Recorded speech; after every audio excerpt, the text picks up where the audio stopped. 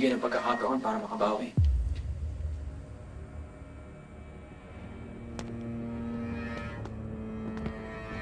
Lahat ng pagkakataon, ibinigay ko na sa'yo. Pero anong ginawa mo? Puro sakit ng ulo ang tulad mo. Anak mo pa rin ako, Papa. Sabihin mo sa akin, kung anong pwede kong gawin para pagkatiwalaan mo ako ulit.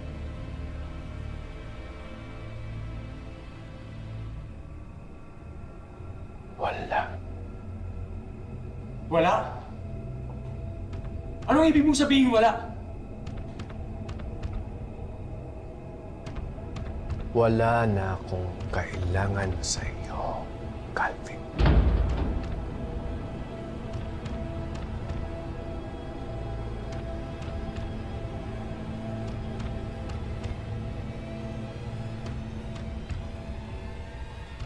At para hindi ka na umasa,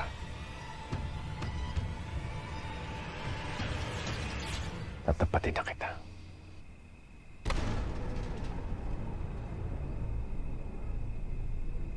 Hindi ikaw ang gagawin ko ang tagapagmana ng pamumuno ng Golden School.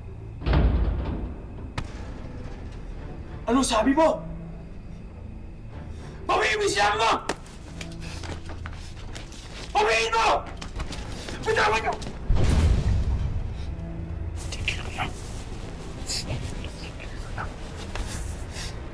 Sino ba yung tinutukoy mo na isa mo panganak? Ha? Walang pwedeng maging tagapagmana ang Golden Scorpion, kundi ako! Ako lang!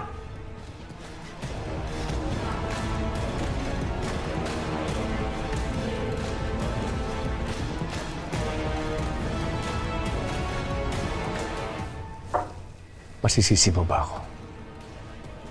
Ha, Calvin?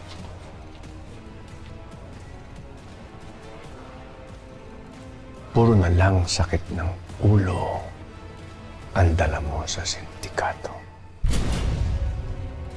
Wala ka pang ginagawa ni isang tama.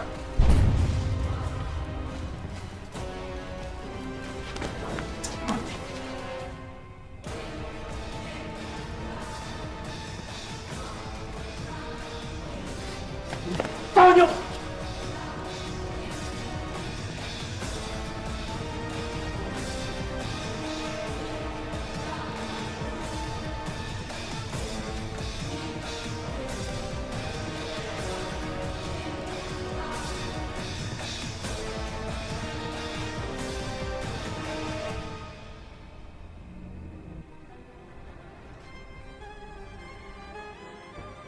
Yan po ang lahat ng nakalap naming impormasyon tungkol kay Calvin.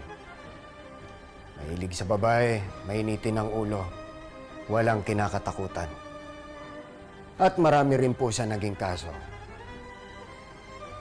Pero amang lahat po yan nalulusutan niya. Anak ko nga siya. Iisa ang ligaw ng bituka namin. Gusto kong makilala ang anak ko dito.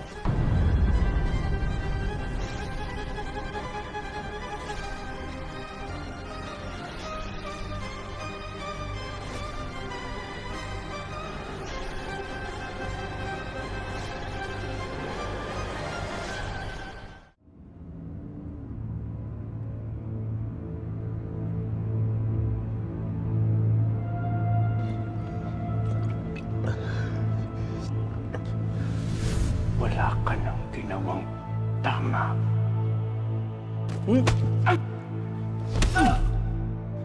Tama na, di ako lalaban.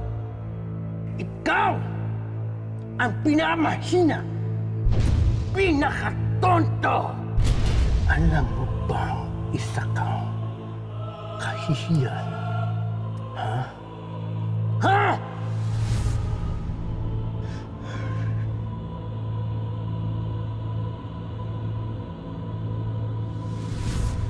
Pero hindi ko alam kung bakit lumabas kang inutil!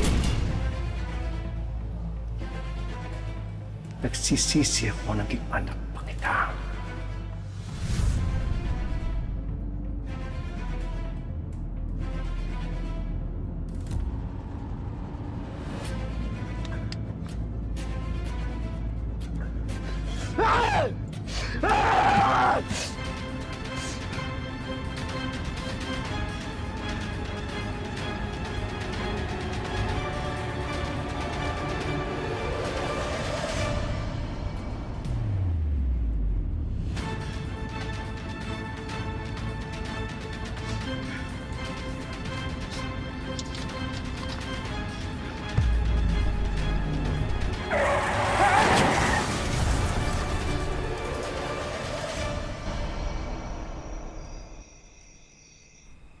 Kung mamarapatin niyo, senyor, ang aking pag-usisa, yung bang sinabi mo kanina kay Calvin na pinag-iisipan mong ipamana ang Golden Scorpion kay Elias?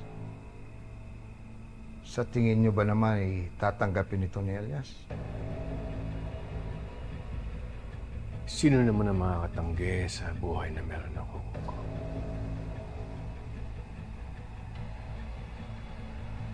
Nakita mo naman kung paano magandara pa si Calvin para maging leader ng Golden Scorpion. Naroon na ako. Ganun pa man. Makukumbinsin niyo ba talaga si Elias? Gamit ang inyong yaman, lahat ng inyong yaman at kapangyarihan.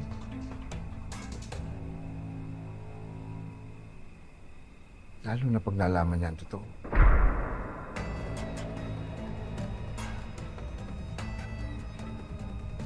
Yung katotohanan na tayo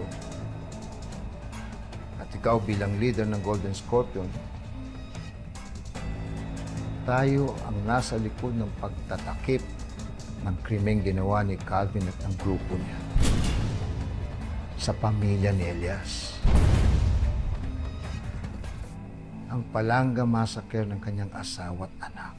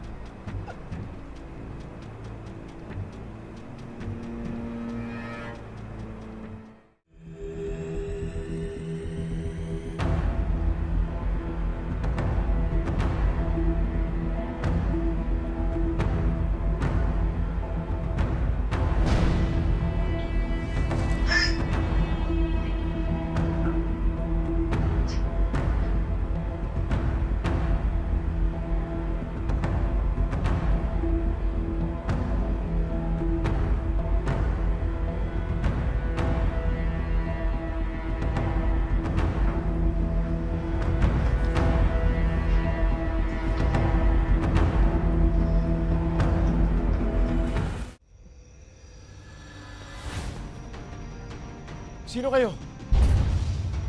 Nasaan ako? Anong pumasok sa kukote mo? Nagmamaneho ng lasing. Magpapakamatay ka ba? Tadhana na nagdala sa akin ng anak ni Edgardo Magallanes. Sino ka ba? Kalaban ka ba ni Papa? Papatayin niyo ba ako? Kalaban ako ni Edgardo. Pero hindi kita papatayin. Eh, anong balak mo? Bakit ako nandito? Sabihin na lang natin na nakauwi ka na sa totoo mong pamilya. Anak.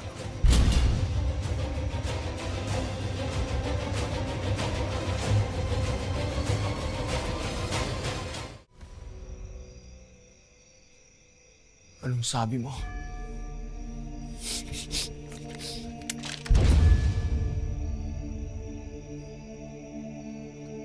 Anak nga kita. Matapang. Hindi ka natakot na baka barilin ka ng mga tauhan ko. Oras na mabaril mo ako. Wala akong oras pa ipaglokohan sa'yo. Hinahanap na ako ni na Papa. At anumang oras, susugod sila dito. Talaga? Sigurado ka bang hinahanap ka ni Edgardo? Ang alam ko, sinusuka ka niya. Hindi ko inaasahan paniniwalaan mo kagad ako. Pero ilagay mo dyan sa kukote mo ang mga sinasabi ko.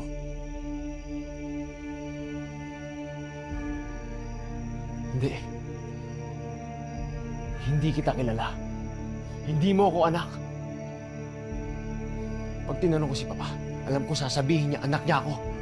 Sige, itanong mo. Sabihin mo sa kanyang nakaharap mo ang mortal niyang kaaway na si Antonio Rodriguez. Sabihin mo rin sa kanya na inamin ko sa iyong anak kita. Ipinalit kita sa anak niya nung sanggol ka pa lang. Wala siyang kamalay-malay na nagpalaki siya ng anak ng kaaway.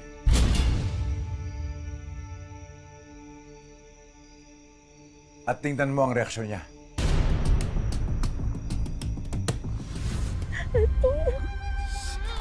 Si Abel ang anak ko.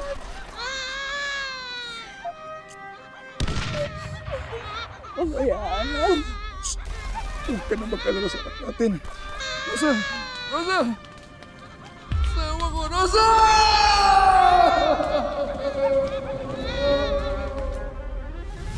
Ginawa ko yon para masigurado ang kaligtasan mo. Dahil hindi ko alam ang magiging kapalaran ko nung tumakas ako sa Pilipinas. Hindi rin kita pwedeng iwan sa ibang tao dahil sigurado ko papatayin ka ng mga kaaway ko. Hindi ka magiging ligtas.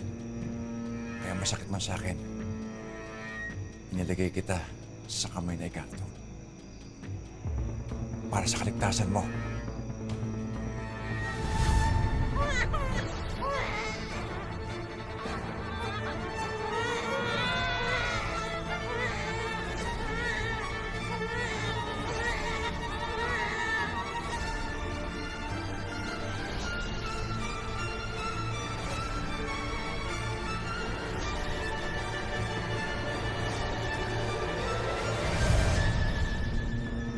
Gusto ko maging maganda ang kinabukasan mo habang wala ko. Upang maitaguyod ko ng sarili ko sa pagbalik ko.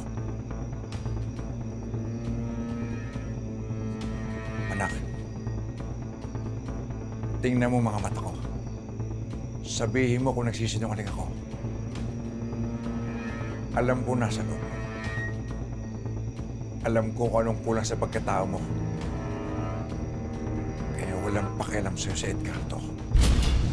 Dahil hindi ka niya anak. Ako ang tunay mong ama. Ikaw ang dugo at lamang ko.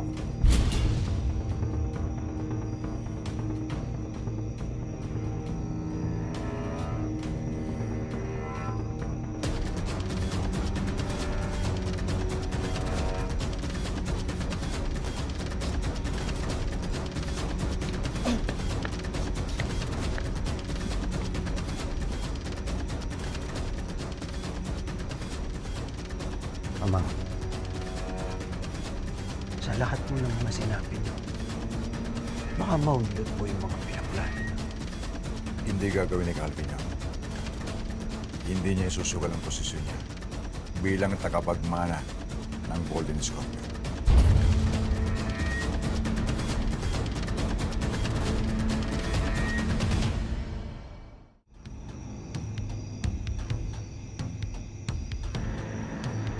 Tanong-tanong na ako sa mga bantay.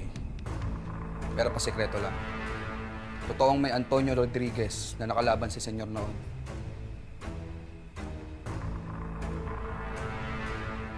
Pero hindi ibig sabihin ng totoo ang sinasabi niya.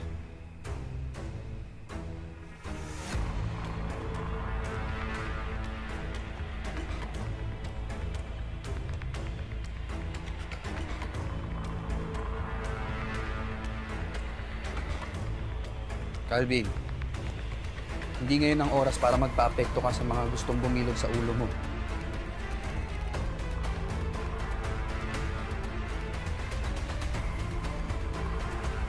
Kitang-kita ko sa mga mata ng lalaki.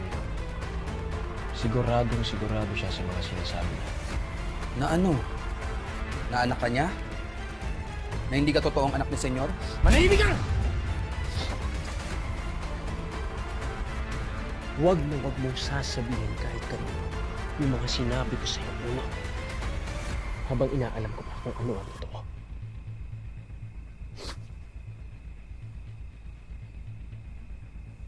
Paano kung malaman mo yung totoo? Eh, paano nga ako... Walang magbabago!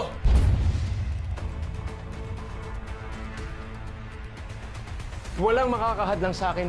Walang kahit sino pwedeng humadlang sa pagiging pinuno ko ng Golden Scorpio. Kahit si Satanas pa yan!